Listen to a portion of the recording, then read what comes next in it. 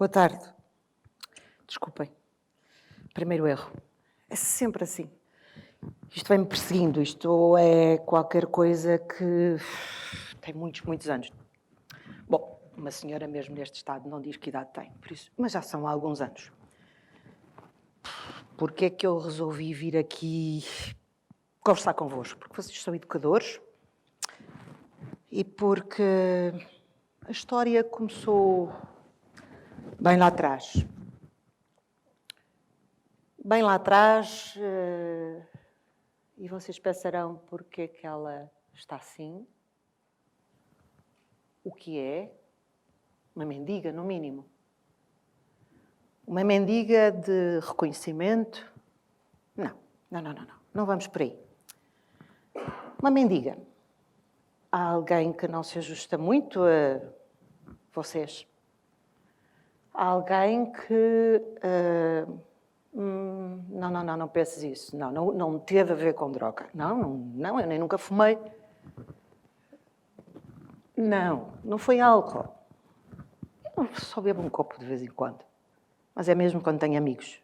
Mas isso é quando tenho amigos. Também não me metia em grupos extremistas e por isso dei nisto e fui excluída. Não. Também não foi por isso. Estava-vos a dizer porque, como são educadores, se calhar faz sentido. Nasci numa família de classe média alta. Outro erro. Média baixa. Em que o grande objetivo era que eu fosse perfeita, para ter sucesso, para conseguir ter mais sucesso do que os meus pais que trabalhavam arduamente.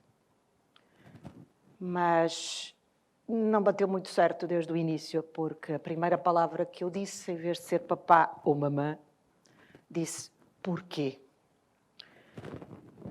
E isto na escola também não correu muito bem. Cada vez que os professores mandavam fazer alguma coisa, cada vez que diziam é para fazer, porquê? Porque eu mandei, porque eu sou professora. Essa era a minha escola, pelo menos com 50 anos. Essa era a minha escola. Essa era a escola em que a pergunta... Sim, porque quando o professor também não perguntava, também isto tenho que vos dizer, é uma verdade. Eu olhava para o lado e perguntava ao colega. Pronto, tínhamos uma conversa. Começávamos a querer explicar. Mas isto foi-me acompanhando, porque quem torto nasce, tarde ou nunca se endireita. E, consequentemente, a escola, a família, a sociedade, o desagrado era real, era permanente. A determinada altura eu percebi que eu não ia mesmo agradar. Eu não ia conseguir ser perfeita. Eu ia manter a minha atitude de perguntar. Eu ia dizer, bom, se já que não posso ser perfeita, vou olhar para os meus erros. Vou partilhar os meus erros.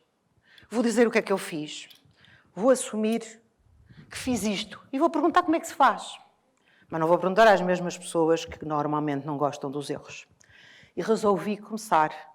Primeiro, vi que de facto, e confesso-vos, alguns erros eu fui acumulando. Mas também fui percebendo que ao longo do tempo ia cometendo menos erros daqueles que eram mais graves. Comecei a perceber que muitos eram apenas os erros sociais, apenas eram aqueles erros que não eram aceitáveis porque aquela não era a regra, aquele não era o princípio, não se pergunta, aqui não se vai descalço, aqui come-se ali. E ao fazer todas estas perguntas, ao continuar com este questionamento, tive a benesse de ver uma imensa gente que partilha. Imensa gente que me deu a oportunidade de aprender, a oportunidade de eu ver e de aceitar.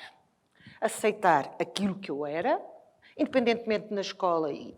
E senhores professores, apesar de eu ter feito um pós-doutoramento, uma licenciatura em matemática, acreditem que eu até o segundo ciclo passava assim. Porquê? Por isso mesmo. Porque a escola não era para mim ou eu não era para a escola. Eu dizia, havia dois milagres que eu queria que acontecesse no mundo. Um, que não tivesse que se comer e que bastasse um comprimido. Já. E que não fosse preciso escola ir para a escola, porque eu conseguia aprender sem ser na escola. Felizmente, mas este também foi um erro que não foi muito bem assente na família, fui para a educação. Era suposto ter ido para a advocacia, gosto do pai, medicina, gosto da mãe. Lá na casa haviam duas, elas lá resolveram esse assunto. Eu continuei. E, ao estar na educação, ao percepcionar que havia outros que partilhavam como é que transformavam o erro em sucesso, fui necessariamente para as áreas mais holísticas, que me permitiram ver um mundo mais ecológico, entendimento do outro, mas não estava satisfeita. Entretanto, há o boom da inteligência emocional, mas eu vinha da matemática, grande erro. Eu vinha da matemática. Bom, há que fazer outras licenciaturas, porque também não é grave.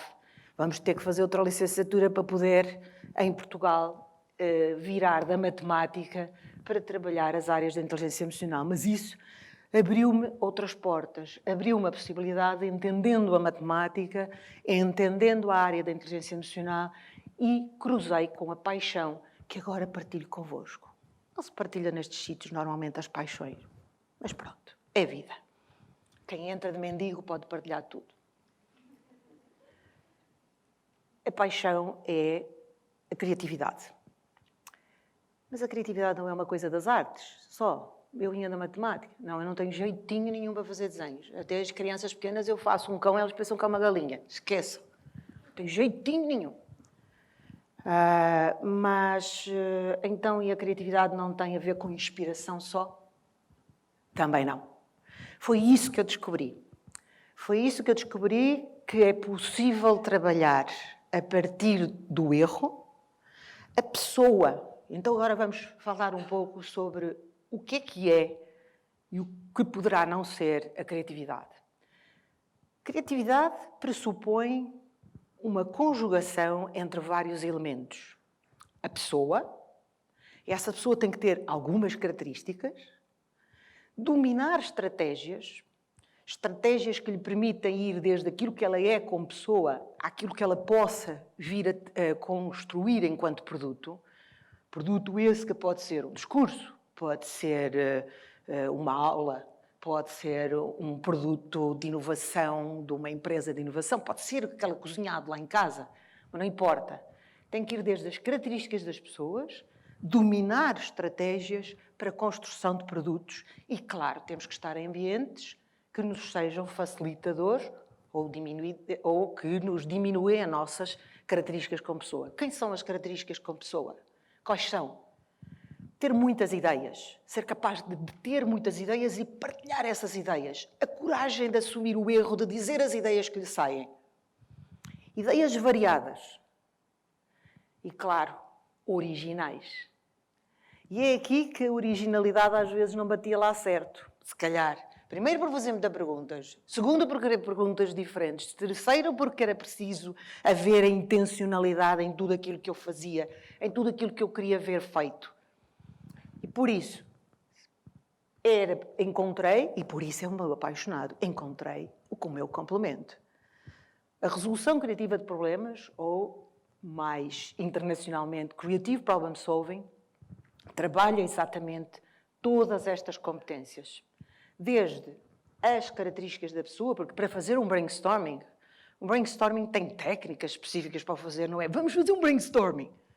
Sim, mas se houver a crítica, se não houver a partilha transparente, isto não vai acontecer. É quando muito uma brain confusão, não é um brainstorming. Por isso, trabalhando as competências enquanto pessoas, desenvolvendo-nos enquanto pessoas, aprendendo estratégias que promovem desde o erro, desde a identificação do problema, desafio, erro, situação para resolver, clarificação de qual é explicitamente a situação que queremos ver resolvida, o que sei, o que quero, porque quero, quando quero, onde quero, com quem quero. Isto é clarificação num Creative Problem Solving, pressupõe termos isto muito claro. E há estratégias para fazer isto. De seguida, Vamos outra vez produzir muitas ideias para quê? Para ter soluções para este problema claramente identificado. Mas reparem, com estas metodologias, estamos a tratar o erro como o nosso amigo. Estamos a tratar a ideia como o nosso amigo. Porque é aquele que nos vai levar a quê? À possível solução, que depois, muito meticulosamente, temos que ter critérios de tomada de decisão, aplicando critérios explícitos, cognitivamente bem construídos, para tomarmos uma decisão. Aí sim temos a solução, que pode vir a ser inovadora ou não. Ou pode ser um falhanço depois de todo este processo. Mas como dizia o Thomas Edison, eu não tenho 50 mil formas, eu não tenho 50 mil erros. Eu tenho 50 mil formas que não funcionaram. E é o Creative Problem Solving, o meu apaixonado enquanto estrutura metodológica de trabalho, seja em organizações, seja com pessoas, seja nas escolas, com os alunos, permite exatamente isto. Errar muitas vezes, fazer um processo consciente, ongoing, ir desenvolvendo as competências de quem está envolvido, as tais competências que, em termos de educação, estão muitas preconizadas no perfil dos jovens à saída da escolaridade obrigatória, e que são as competências expectáveis para a empregabilidade e já agora para a vida, porque antes do emprego há a vida. Estas competências, criatividade, pensamento crítico, colaboração, comunicação, sim, porque é preciso saber comunicar a minha ideia, para que ela depois a seguir, era aqui que eu ia chegar, experimentar, não ter o medo de experimentar, porque a grande probabilidade de errar, só depois de experimentar, da prototipagem, da experimentação, é que vamos chegar à conclusão se está ou não está bem. Este discurso, só depois de eu o ver outra vez, é que vou dizer, não era nada assim, era assim, mas só depois de se fazer. Mas para a próxima, já se faz diferente. Por isso, nós somos fruto, para mim, na vida, Creative Problem Solving.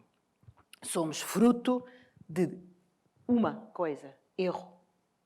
Segundo, ver. Terceiro, aceitar. Quarto, transformar conscientemente.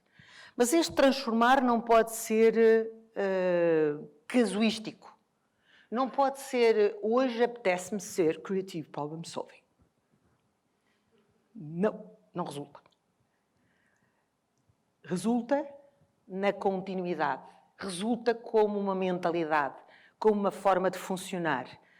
Conosco, primeiro, na relação com o outro, e nas organizações. Lembrem-se, se nós somos professores, nós lidamos com isto tudo. Ou se nós somos agentes educativos, não temos que ser professores.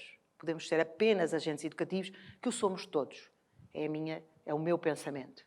Porque para criar uma criança é preciso uma aldeia.